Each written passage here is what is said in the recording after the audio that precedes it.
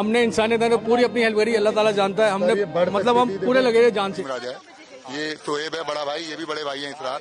सबसे पहले जब आग लगी थी 8:50 के आसपास, तो दिल्ली के मालवीय नगर के एक होटल जो कि 6 मंजिला होटल था, उसमें आग लग गई।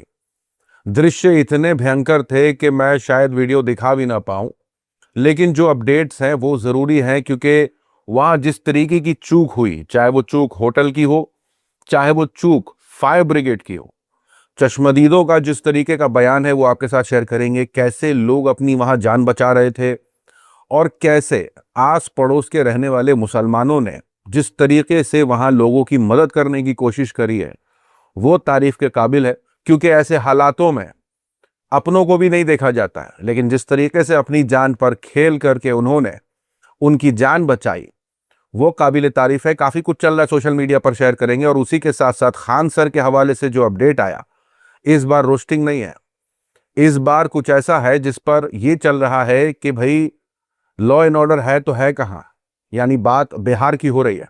क्योंकि खान सर की कोचिंग सेंटर पर हमले की अपडेट आई और उसके बाद कुछ ऐसी तस्वीरें निकल के आई हैं जिस पर सोशल मीडिया पर चर्चा है। उसी के साथ साथ छोटे बड़े अपडेट्स, लेकिन आगे बढ़ने से पहले आप सभी से गुजारिश, चैनल को सब्सक्राइब कर लिएगा। तो दिल्ली के मालवीय नगर से जो तस्वीरें आई हैं वो अपने आप में चौंकाती हैं, क्योंकि जो रिपोर्टें निकल के आ रही हैं उसके मुताबिक अभी तक 21 लोगों की जान जा चुकी है। खबर के मुताबिक उनमें से 11 विदेशी थे और 10 भारतीय नागरिक थे। और अब मीडिया ये चला रहा है कि बिना फायर एनओसी के ये होटल चल रहा था। लेकिन जो चश्मदीदों का वहां बयान है, उनका कहना है कि फायर ब्रिगेड जो है वो 1.5 घंटे बाद आया है। जी हाँ, जिस तरीके का आरोप वहां के लोकल्स लगा रहे हैं, सुनिए। दूसरी मंजिल से कूद कूद के वो बच गई, लेकिन 1.5 घंटा बाद आई है जो फायर ब्रिगेड। अगर 1.5 घंटा पहले आ जाती तो शायद ये इतना बड़ा हादसा नहीं होता और लोगों की जान बच जाती। कितने लोग आपके सामने आपने देखा अस्पताल ले जाए गए होंगे? बहुत आदमी लेके आ गए, कम से कम 30-35 लोग लेके गए जी। आप आसपास ही रहते हैं? यहीं ये पड़ोस में ये पार्क जो मेरे फादर के नाम से है, हाजी अब्बास पार्क, और ये पड़ोस में मेरा मकान है।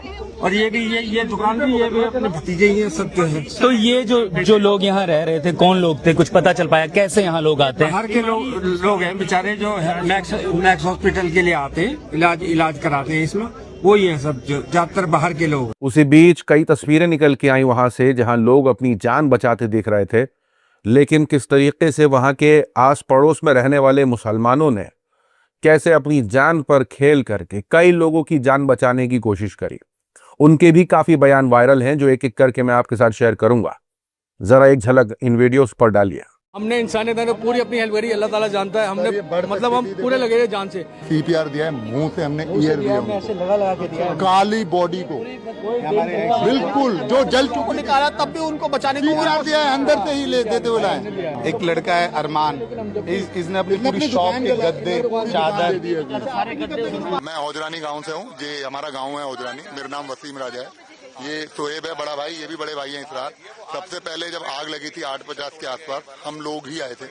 तो यहाँ जब हमने देखा ये पूरी बिल्डिंग जल रही थी और जीनों पे भी थे, बेड के नीचे घुसे हुए थे, बाथरूम में, और मतलब जहाँ नहीं कह सकते वो मंजर हम आपको बता नहीं सकते हैं कि इतना बुरा मंजर था। तो वसीम, शोएब और इसरार भाई की काफी तारीफ हो रही है कि उन्होंने जो काम को अंजाम दिया है, ऐसी बुरे हालात में अपनी जान की परवाह ना किए उन्होंने जिस तरीके से लोगों की जान बचाने की कोशिश करी है, अपने आप में तारीफ के काबिल है। और ऐसा पहली बार नहीं है, इससे पहले भी कई मर्तबा ऐसा देखा गया है जहां मुसलमानों ने, चाहे वो फ्लड वाला मामला हो, चाहे वो दूसरा कोई मुद्दा हो, उसमें मुसलमानों ने बढ़ चढ़ करके मदद करने की कोशिश करी है। और कोविड का वक्त कौन भूल सकता है, आप और मैं, हम सब वाकिफ हैं। चाहे वो खून देने से लेकर के हो, चाहे वो शमशान ले जाने तक, मुसलमानों ने जो किया है वो काबिल तारीफ है। लेकिन जिन लोगों की मौत हुई है उनके परिवार वालों को अल्लाह सब्र अता करे। उसी के साथ आपको बता दें कि खान सर के हवाले से क्या चल रहा है। देखिए, खान सर की कंट्रोवर्सी ने एक नया रुख ले लिया है। हाल फिलहाल उनका एक वीडियो आया अंजनम कश्यप पर, लेकिन उसके बाद जिस तरीके से ये खबर आई रात को कि CCTV फुटेज में देखा गया है कि कैसे कुछ लोग तोड़फोड़ कर रहे हैं, कैसे खान सर ने यह आरोप लगाया कि उन्होंने खुद फायरिंग की आवाज सुनी है, तो ये अपने आप में सवाल उठाता है कि बिहार के अंदर एक कोचिंग टीचर, जी हाँ, उसके कोचिंग सेंटर पर हमला होता है और सवाल यह है कि भाई लॉ एंड ऑर्डर, सुरक्षा और ऐसे दंगाई, यानी आरोप खान सर का तो अपने पड़ोस के कोचिंग सेंटर वाले पर है, लेकिन फिर भी किस तरीके की कंडीशन, तो अपने आप में अलग से कार्रवाई चल रही है वहां पर। लेकिन उसके बाद जो हुजूम देखा गया खान सर के लिए बच्चों का, ये बच्चे खान सर की हालचाल पूछने के लिए कि वो खैरियत से हैं नहीं है, वो जो भीड़ इकट्ठा हुई है, वीडियो देखिए।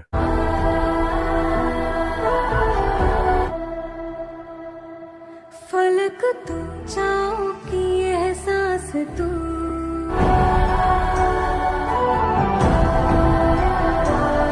सोशल मीडिया पर इस भीड़ पर यह चल रहा है कि ये कोई 500 रुपए में पॉलिटिशियंस के लिए आने वाले लोग नहीं है, ये स्टूडेंट्स हैं, भविष्य है हिंदुस्तान का, और वो कैसे अपने टीचर के लिए खड़े हैं। खान सर को उनके सामने हाथ जोड़ करके ये कहना पड़ रहा है कि मैं ठीक हूं, आप सब जाएं।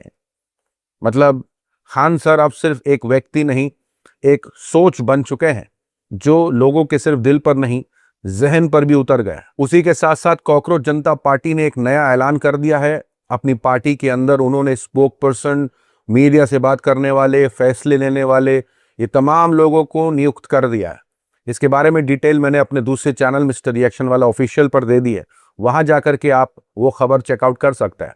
लेकिन बड़ी अपडेट यह है कि 6 जून को एक बड़ा प्रोटेस्ट देखने को मिल सकता है दिल्ली के अंदर, क्योंकि कॉकरोच जनता पार्टी के जो चीफ हैं अभिजीत, उन्होंने इसका ऐलान किया है और उनके इस ऐलान के साथ सोनम वांगचुक भी किस तरीके से इस प्रोटेस्ट में शामिल होने की बात कर चुके हैं।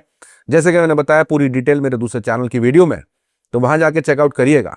लेकिन क्या कुछ मुख्तसर सा कहा है वो जरूर सुनिएगा। एजुकेशन मिनिस्टर है धर्मेंद्र प्रधान जी का रेजिग्नेशन मांगते थे, वो इतने दिन हो चुके हैं ऑलरेडी, वो 8 तारीख उन्होंने साइन किए हुए पेटिशन को, लेकिन आज तक वहां से एक जवाब नहीं आया।